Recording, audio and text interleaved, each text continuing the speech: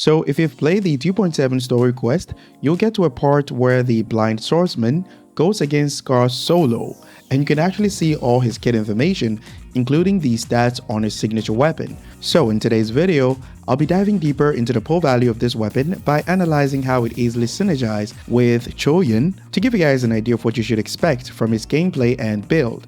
Then we'll dive into which characters can benefit from this weapon from a free-to-play perspective, other weapon options available, and finally my pull recommendation to help you decide if you should skip this weapon or not based on several situations. For the stats, he's rocking a 24.3% crit rate with a well-balanced base attack of 587, which is perfect for any other character from a versatility perspective as long as they scale off attack. The crit rate substat on his signature weapon, which is 2.3% more than what you can get on a Focus Echo, combined with the crit rate on his skill tree, means that his teams are by no means restricted to Shorekeeper, so you should be able to get at least 70% total crit rate with a crit damage Focus Echo on his build, which actually helps you get the 30% crit damage that it can provide from his liberation, because you need at least 65% crit rate to make that happen. And this is actually a good thing for those who would like to run Rocha,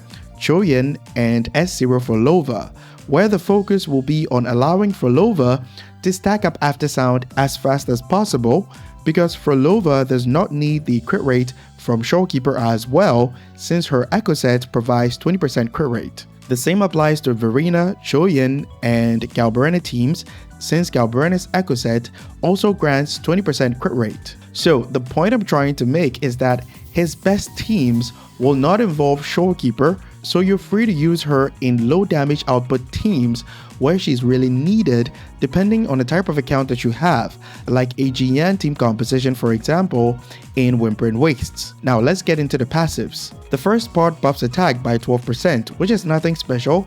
The second passive buffs heavy attack damage bonus up to 60% for 12 seconds if the wielder casts 2 echo skills 10 seconds after casting basic attacks or an echo skill. Now this might sound confusing, so let's break it down further.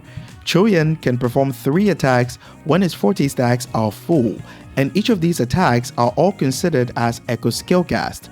So the easiest way to get all the heavy attack damage bonus is to intro, which will give him 2 of these forte stacks that you can see right here on top of his health bar, and just spam basic attacks to get the last one to fully fill his forte stacks. Now the moment you cast basic attacks to fill the third stack, you have 10 seconds to use 2 echo skills, which is where his forte circuit comes in.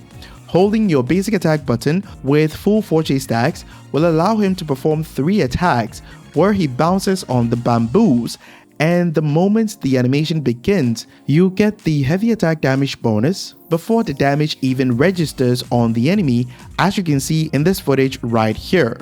Now this is where his weapon versatility on other characters comes in, and I always tell free-to-play and low spenders to secure weapons that have passives with an easier method of activation. Any sword unit that scales off heavy attack damage like Donjin can activate the 1 stack of the weapon buff or 30% heavy attack damage bonus by simply doing basic attacks, which is easy on any other character, and sets the 10 seconds timer. Now just use their echo skill within the 10 seconds duration after performing the basic attacks, and it'll grant the wielder 30% heavy attack damage bonus before you start doing massive damage, like using Donjin's heavy attack when she has full forte stacks for example. And this will work on any other sword unit as long as they scale off heavy attack damage.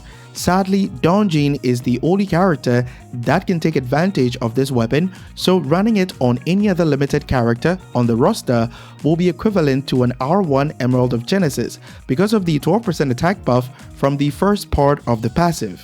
For his weapon alternatives, I already pointed out in his pull value video that his damage potential is quite low for a hybrid unit, so he won't need that much of an investment if you plan to go for only S0. With that said, just slap Emerald of Genesis or Red Spring on him and you should be good. Now here are my pull recommendations. For free-to-play and low spenders who are planning on getting Qiuyuan in the second phase of version 2.7, I highly recommend that you pick up his weapon as a versatile option to slap on any other sword unit in the future that scales off heavy attack damage due to how easy it is to activate the heavy attack damage buff, and it can last for 12 seconds, which is actually pretty amazing because that's more than enough time for any other DPS unit to finish doing damage before they leave the field.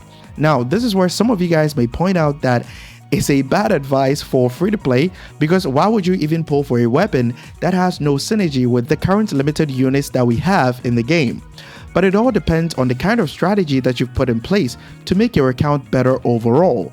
I started Within Waves as a free-to-play, and I made a decision at the start of the game to secure weapons that provides one of the 4 primary buffs in the game, including heavy attack, basic attack, liberation, and resonance skill damage, with easily accessible passives like Verdant Summit, Verity's Handle, and String Master. And this actually worked out just fine because I'm still able to clear all types of endgame content with String Master on Frolova and Phoebe. I had to pull for Unos and Augustus for the sake of making content, but I would have been fine without them. So, if you have pulls to spare as a low spender or free to play and plan to play the game for the longest possible time, I highly recommend that you pick up this weapon. But if you're more focused on the damage that you'll be losing from Galberena and Frolova, if you decide not to pull for the weapon, you should be fine because 20% echo skill damage bonus will not hurt your damage quite significantly. So S0R0 Qiuyuan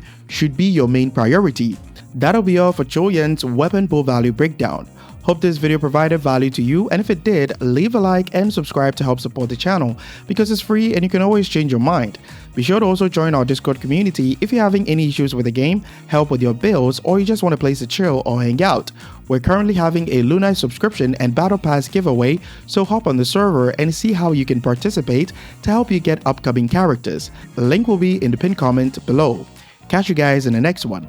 Bye bye.